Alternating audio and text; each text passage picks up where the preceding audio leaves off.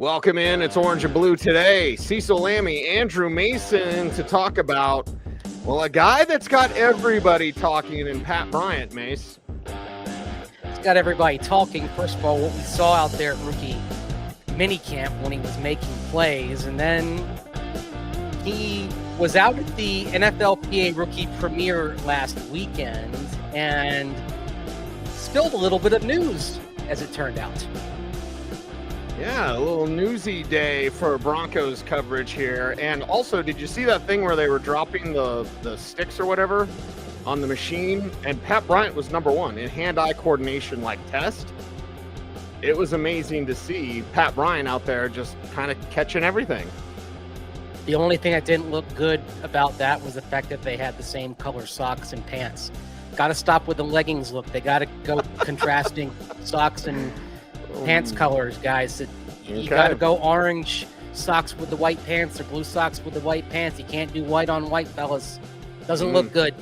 Doesn't look professional. Can Pat Bryant be a go-to guy for Bo Nix from day one? Our topic today, Mace, and something that we are going to watch his Broncos career with great interest because this guy's got a lot of buzz. He's got a lot of buzz. Well, Sean Payton didn't do anything to squelch the buzz starting on day one when he picked him, when, of course, he went straight for the jugular with the big time comp to the guy you could say was probably maybe not long-term his best receiver, because there was a guy named Marcus Colston who broke a lot of Saints records, but the guy who set a lot of single season type records with the Saints and some all-time records as well, the guy named Michael Thomas. We always talk about who's he remind. We try to find comps, and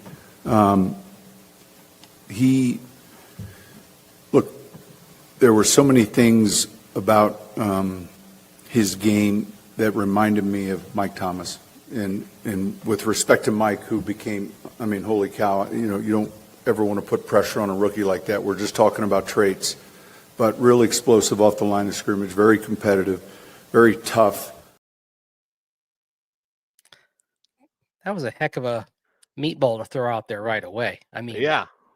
Kid's a third-round pick. He's getting Michael Thomas comparisons, at least in terms of traits. Yes. Which I like how Sean couches that, because it's like you are looking pre-draft at traits. What does this guy remind you of? I know some people take issue with player comps, but I don't. I don't think you do either, as long as it's somewhat accurate in terms of traits. Traits, yes. And so it was worth asking when Michael Thomas did show up at Broncos headquarters there about a week and a half ago when the team convened for rookie minicamp.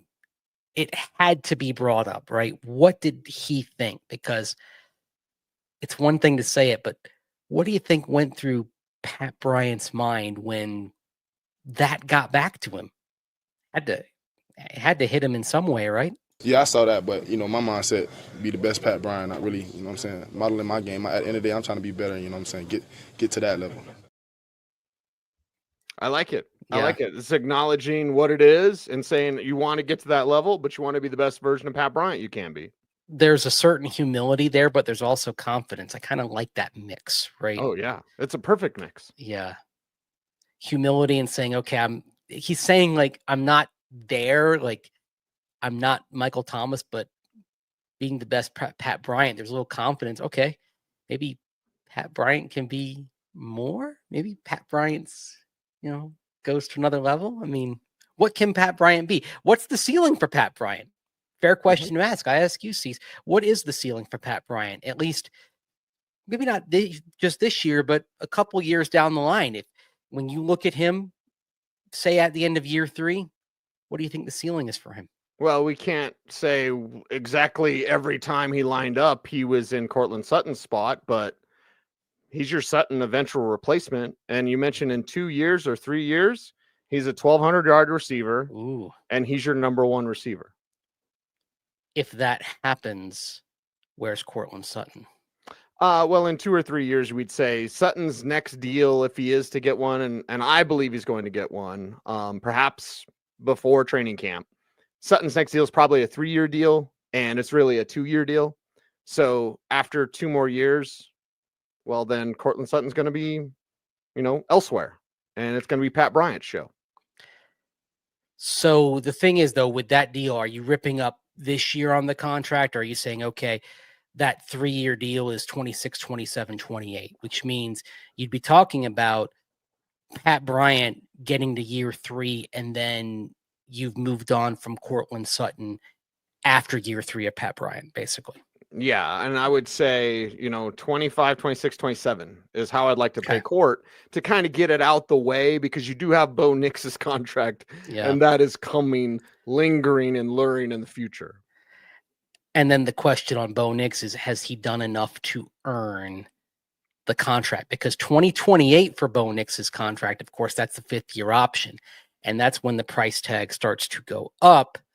It takes that first leap up, and then 2029 is when you talk about that stratospheric type leap. There may come a time, hopefully there will come a time, because that means Bo Nix has made progress, where we're discussing whether he's worth that sort of contract. I mean, hopefully we're talking about Bo Nix making the sort of leap where it's not much of a question that he's reached that type of level where you're saying, okay, clearly he deserves the contract. It's if he's in that tier where it's a question, that's where it gets a little bit dicey. But I feel plenty of shows coming on about that over the course of the next few years. This is a Pat Bryant show. Yes. Is Pat Bryant a clear starter by the end of this year? I believe so, yes. And in fact, I believe week 1, it's a possibility. I'm not going to predict that or project that, but I think week 1, with his skill set and his route run ability, Mace, in watching college football, not a lot of college football receivers know how to run routes, and I'm not going to bring up the Tedero McMillan versus Travis Hunter route comparison, which is silly, but watch a lot of rookie receivers. They don't yet know what they're doing. Hell, watch Devon Vele last year. He didn't know leverage. We talked to him about that in a kind way of like, hey, Sutton's teaching you about leverage. So he'll get there. Courtland Sutton got there. He wasn't that coming out of SMU, but Bryant is a route runner today. And I think that gives him a distinct advantage over Troy Franklin, Devon Vele, etc. And think about the coach who knew Pat Bryant best on the Broncos staff. That's Jim Leonard, assistant head coach, who works with defensive backs and who for 1 year worked as a consultant on Illinois staff, working primarily with the defense. Of course, working there in the 2023 season, a year when he was coming off of hip surgery following his partial season as interim head coach at Wisconsin. So he's working on the defensive side, helping with some film breakdowns, helping, with the defensive side of the ball. He's observing Pat Bryant as far as his guys facing Bryant in practice. So he's seeing Bryant as somebody who's very tough for his guys to contend with, seeing somebody who's running those routes in a very precise way, and how do his defensive backs compete with that. And so as he's studying that, he's seeing somebody who on a college level and somebody who's still a year plus away from entering the draft process is already doing these things at a fairly refined level to cause problems for his defensive backs. No wonder Pat Bryant was on the radar, right? Because Leonard then comes to the Broncos, of course. He's got some inside knowledge as far as what kind of route runner Pat Bryant is. Mm-hmm. And think about that. It's opposite side of the ball. I've always thought evaluators understand who you're going against. We can bring in the John Elway conversation if you want. Bingo. Like you're a special quarterback, so you don't see special quarterback because nobody has your special quarterback ability, but you see pass rushers. His very first pick's a Hall of Famer. Yeah. Say what you want about John Elway, GM. His first pick was a Hall of Famer. And not the shoe-in that everyone thought it was at number 2, because there was Marcel Darius. Like, that was a great draft at the top. So I like that Leonard, being defensive backs minded, is like, oh, that guy's a problem. Yeah. John Elway was always more comfortable, it seemed like, picking the guys who caused him problems rather than the ones that played the position and did the things that he did on the offensive side.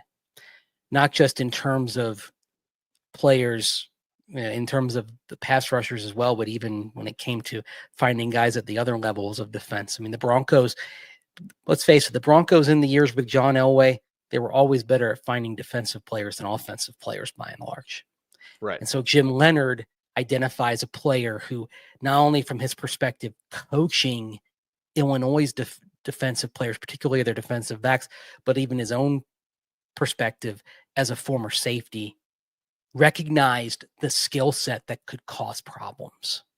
So it's another reason why when you're breaking down players, sometimes you like to bring in that perspective from the other side of the ball, because you're like, okay, what do I not want to contend with? Sometimes, a few times the last couple of years, I'll ask Sean Payton about a player and I'll ask sort of his perspective as somebody game planning against him, because sometimes that's a little more illuminating. And so that's why, and Sean Payton has talked about Jim Leonard. He brought up Jim Leonard the day he drafted Pat Bryant as somebody whose perspective mattered in terms of the evaluation.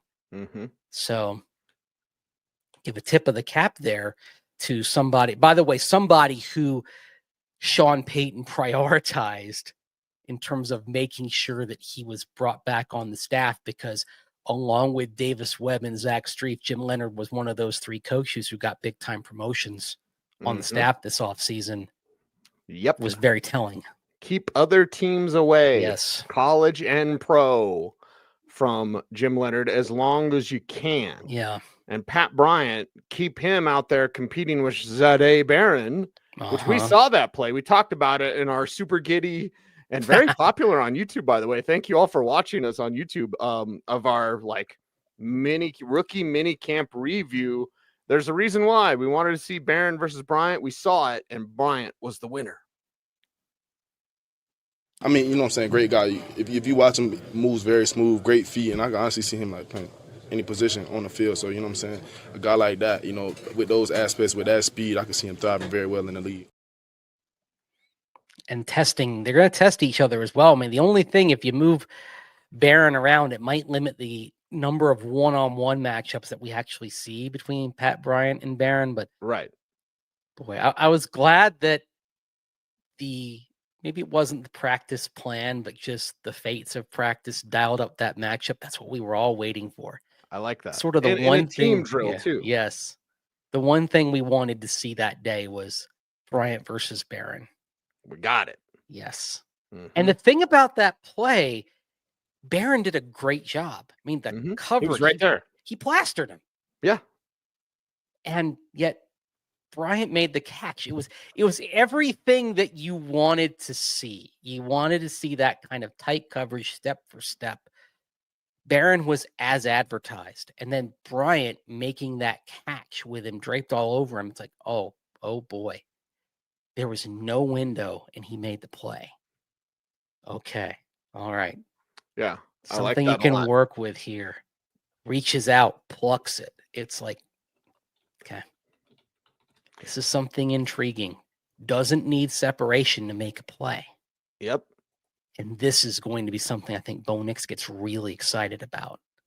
That you can make that tight window throw. One of the things that good quarterbacks to great quarterbacks want to do is they want to figure out what kind of window they need from each receiver. It was something that Peyton Manning did every offseason, every training camp.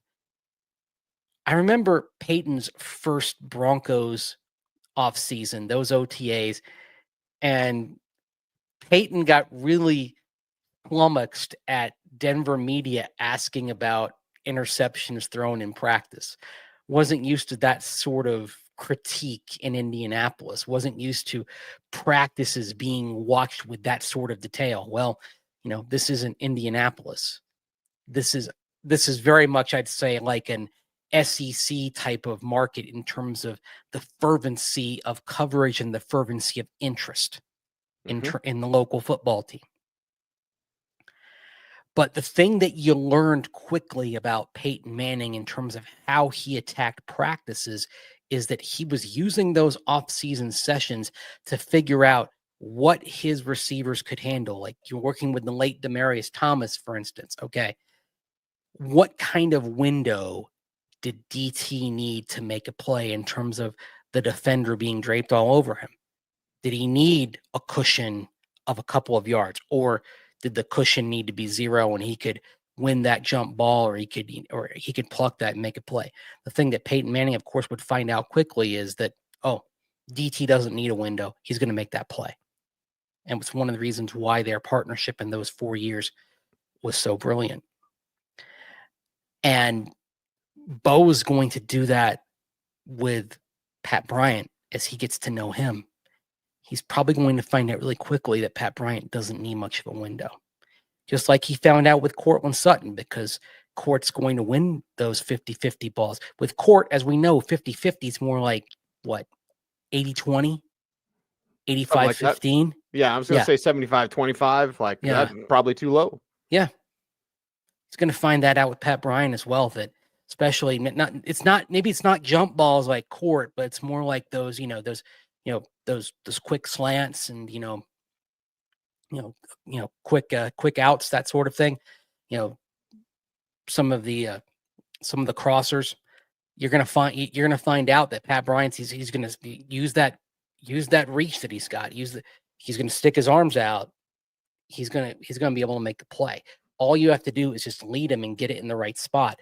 And then the strength that he has, he's going to have the ability, even though the defender's on him, he's going to have the ability to get some yardage after the catch and maybe break a tackle, even though the defender's draped all over him, because he's got some strength as well. So that's where, even though he doesn't have the time speed because of his strength, because of his build, he's still going to be able to get you some yardage after the catch, even when he's got a defender on him. Right. I'm not saying he's Chris Godwin. Yeah. And by the way, speaking of Elway drafts, Carlos Henderson 2 picks before Chris Godwin. Oof. But did you hear Jason Light, the Bucs GM, bringing that up yes, a few days ago? Mm-hmm. Yeah. Yeah, it stings, but like Godwin, you don't need that time speed. Yeah. Just catch it and be strong after the catch. Bryant is that. And the chemistry they're building, Mace, doesn't always happen just at the facility. Something that Bryant told Kay Adams this week. He did.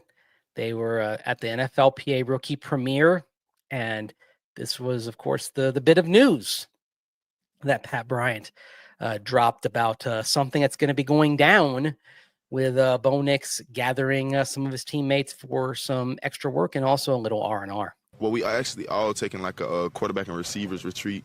So we're going to go like on vacation together, but we still going to go out there, you know what I'm saying, work out, get some routes and get some throws. Whose idea was that? Bo, of course. So Bo, how soon did he hit you up?